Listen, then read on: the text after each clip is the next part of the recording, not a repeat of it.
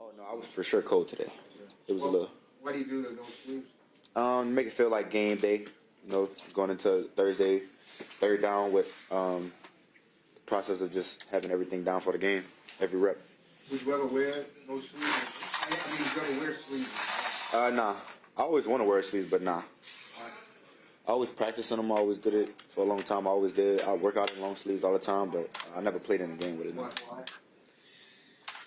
Why? First, the ball easy to slip, and that's really the main reason why I do it, and I just stay away from it. I would have told you after Burrow went down in week 2, you guys would be in the hunt with 5 games to go, 2 games out, first place in the North. I'm not sure you would sign up for it necessarily, but would you have taken it? Like, well, that's a trick question. Hold on, what do you mean by that? Like, you're not going to be like, I want to be in 3rd place. You're not going to sign up for that from that standpoint. But given everything that's happened this year, the fact that you're in it, it is December, and you're playing meaningful football, would you have signed up for it? I mean, yeah.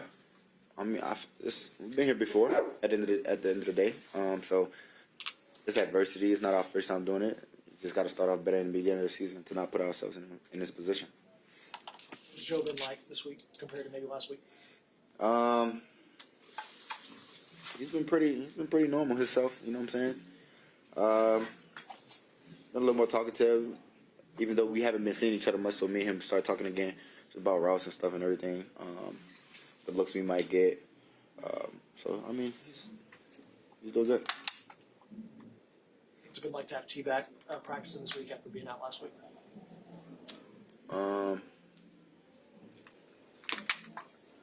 It's smooth for him. I think we easing him back in right now, for the most part. But just having him out there is a vibe, man. You know, those two guys in general, having them out there, it's always a good vibe for everybody around.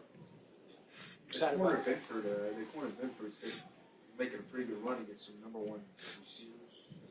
Numbers, I don't know. What's he look like on tape? Real handsy. He's just real handsy at the end of the day. You know what I'm saying? He play some press, and he might press a bill. I'm sorry? I say he plays some press, and he might press a bill. You often talk about guys as handsy corners. Is that a compliment to them? No, that's just a part of their game. It's not me being a compliment. It's just me describing what they play like. So what does that mean when they're handsy? Is it just a lot of hand fighting? Like Try to be physical at the line. Yeah. Real handsy. I know it's not what you're paid to do, but when the running game's going well and you guys are running the ball and you're blocking on the edge, is that something you enjoy, to get your turn to get a little physical with the cornerbacks? No. To be honest, no. No. Not even when you've got a lead, you're in a flow. I don't mind coming down and cracking a safety. I don't mind that. But do I enjoy it? No. I wouldn't mind it though. Like, I don't mind giving 3 out of 7 good cracks. You know. on the scale when we go to 7? Just trying to make the level low. I won't go too high. What would it mean for y'all to get a win? You know, this was always the toughest stretch of the schedule on paper at the year started. To get a win in the middle of it after what y'all did against Baltimore, what do you think y'all can do for that moving forward? Just carry the momentum on. Defense did a good job of just getting us turnovers, winning a turnover battle. And for the offense, I think we got to come out and execute better, just getting points on the board when we do get a turnover. That's the biggest emphasis going into this next week. Just prepping ourselves and pushing ourselves to be better than last week. What do you think of this offensive line and how they've played in recent weeks? If I'm being honest, I think they've been doing pretty good overall past 4 or 5 weeks. And these past couple weeks, when I'm blocking for Chase, he just flies past me. So the old line's been doing really good, and it's Chase too. How would you compare this season for you personally, individually, Jamar, compared to last year, which was obviously a Triple Crown outstanding year? How would you compare it? I would just say a little different. I mean, I had respect last year, but it's a lot more attention this year. Every year is like more and more attention. But I don't think it was that much different. I think last year was like almost like forcing it to me sometimes, just to like get us opportunities and make plays. But this year is we just out there trying to move the ball, get opportunities to other players, finding mismatches and opportunities. Have you had to find yourself making more adjustments throughout this season? Obviously, you've had 3 quarterbacks. You've had other things to deal with. Have you had to make more adjustments in your game?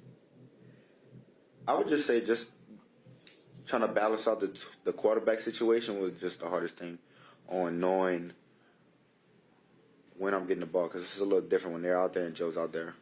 Half of the time I know when I might get it with Joe. With Flacco and Jake, it's like every time you got to be prepared for the ball. So that was the biggest difference for me. Just having a captain role this year and embracing it and just being a leader. How do you know with Burrow, hey, I'm getting the ball here, or I'm not? Can't say. How long has that been the case for you and him? Last year at college, I want to say. So your entire pro career.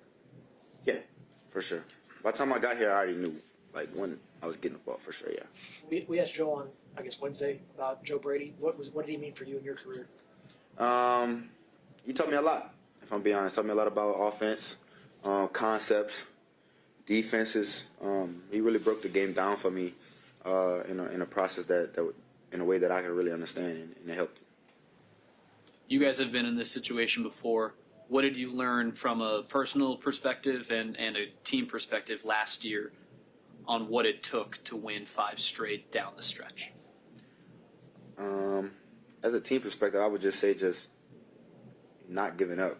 You know what I'm saying? That's the hardest thing, and not pointing fingers at someone when it's not going our way. Personal, I would just saying being accountable for yourself and just doing your job, because at the end of the day, that's what it's all about, doing your job and winning. There's a lot of young receivers in the league that don't always click immediately from when they get here. Maybe it takes a couple years, not just here, but just everywhere. What's the biggest thing that allows a receiver to come in, no matter where they're drafted, to be a contributor, especially if they're, let's say, a first-round pick? First, I would say confidence. Confidence is pretty high for a person. 2, I would just say he feels comfortable in the offense. You know what I'm saying? He understands the offense and he's comfortable. And 3, I would just say they're just giving them opportunities to make plays. You know, that's what it comes down to, just finding a way to get your playmakers the ball and letting them make a play. You guys are underdogs, I guess, technically, on Sunday. It's unbelievable with Burrow at quarterback. When you guys are underdogs, it's like you win more than almost anybody ever has. He's unbelievable as an underdog. Why do you think that has been? Why do you think Joe is so good as an underdog in these games? I don't think Joe is the underdog. I think they looking at the whole team as the underdog in the situation. And I think Joe just doing what Captain America do, saves the day. You know what I'm saying? And that's what we need him to do as a quarterback, as a leader of the offense, of the whole team. You know, we need him to step up and be that guy. Has he been, you feel like he's always kind of been that, where like when the challenge is placed in front of him, where people say you can't do something, it sort of brings another level out of him? 100%. I think that adds fire to him. Fire to his fuel all the time, man. I think that's what he likes. I think that's really what makes his personality, if I'm being honest. Are you that way too? You guys have that in common, you think?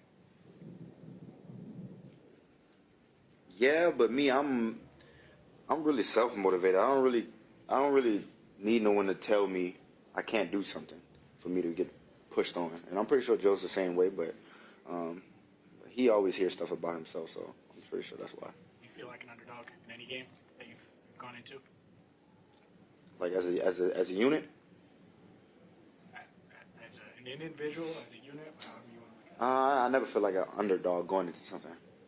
I don't think nobody on this team feels like an underdog going into anything or any game. There's too many teams that respects us way too hard for us to be underdogs. I think how we respond to the games we lose, people determine us as underdogs. So it's just how we respond to everything. Did you just give him a new nickname or no? Who? Joe. What was it? Captain America? Is No, that no, his that's name? not his nickname. No. Okay. What's his nickname? Shiesty. I like Shiesty.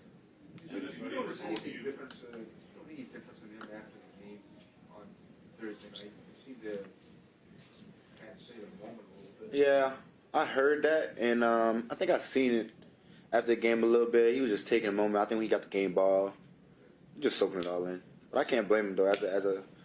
For him going through all those injuries and coming out how he did in college and transferring, and he's been through a lot. Is that about as emotional as you see him? I'm pretty sure I have. I'm sorry? Like Like sad, yeah. Yeah, I've seen him more mad than sad though. Yeah. Oh, you mean when he get hurt? You mean when he get hurt? Yeah. Okay, I'm talking about after the game Thursday. Was that about his emotional? That's what I'm saying. Like he was like more. I wouldn't say sad. Like he was just. He was sad. He was happy to be back, so it made him emotional. You know what I'm saying? So that was the first time I've seen him like that. Any other emotion, he's pretty pissed off. Oh, I see what you're saying. Yeah. Right. I mean, we never really seen that. I mean, Yeah, you don't see that side of him. He don't like showing emotion. Well, He don't like people reading him either. He don't like people talking to him either. he probably wouldn't like. I could really keep going though if I'm being honest, but I'm not. He probably wouldn't like me asking you these questions. He probably wouldn't like my answer to these questions. Yeah. Probably like a year. Took a minute because when I first met him, I didn't talk to him either because I don't talk first to people all the time, and we both the same way. So that's very weird for both of us to be the exact same. Because we come in the mornings and we both look at each other and wouldn't say a word, but no, we saying what's up, but we're not gonna talk yet to each other. Would you say that Joe, like, do you get the sense that Joe is good at reading body language? Hell yeah, no, 100%, 100%. How so? I can't say he, but he's good at it. Is that a requirement for being a good quarterback? Is you got to be able to read people in their body language, especially when, like, I think the Yoshi play and how they bend routes and things of that nature. Is that important? I would say yeah, just because passes are about timing, and you gotta look at the body motions and stuff like that to see when they're cutting. So I would say yeah. So that game Thursday night, you guys were underdogs. You put up 32 points on a really good defense. Burrow's shaking off rust. T's in street clothes. Does that make you excited for what this offense can do once Joe gets back to normal Joe, you get T back? If I'm being honest, I've been excited for the offense since the beginning of the season. It just we just hit a bump in the road at the beginning of the season. It didn't go our way, but I've been excited from jump. I knew what we have, what we can have in the future, and our defense is only gonna get better from here. Do you think you're going to be like fifth guy to get 1,000 yards? And, I don't know. It's another one of these Jemai numbers. Is it something that does that even interest you anymore, or is it just, To get 1,000 yards? Yeah. Yeah, that's my goal. Like I want to make sure I get that every year. You know what I'm saying? That's me being at least me getting to something that I want to reach every year. That's possible. You know what I'm saying? And me capitalizing off what I've done from the previous years won't be easy, of course. So I think me just setting the standard to getting to 1,000 is going to push me to whatever limit I want to be at. I mean, it seems like it seems kind of easy for you, but I guess it's something that's a number that means something. I think 1,000 yards means a lot to all receivers. You know what I'm saying? It's just even in high school, growing up, you know what I'm saying? You always wanted to hit 1,000 receiving yards, 10 touchdowns. So you always want to get into the double digits for sure. You know how close you are. Like 970 something.